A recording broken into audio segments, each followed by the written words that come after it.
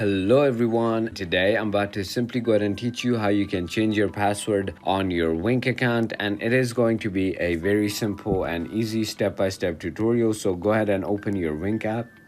And finally, once you have done that, if you go to the settings of your application, as you can see, there is going to be no change password, and that is because you'll have to go ahead and change the password of whatever account you use to go ahead and log in into your Wink account. As you know, I'm using my Snap account in order to log in into my Wink account. So if I want to go ahead and change the password of my Wink, I'll have to go ahead and change the password of my Snapchat, and that is how you can change the password on your Wink application. So if you thought this video was informational, feel free to hit that subscribe button, hit that like button, and comment down below what video you want me to do next. And with that being said, thank you so much for watching.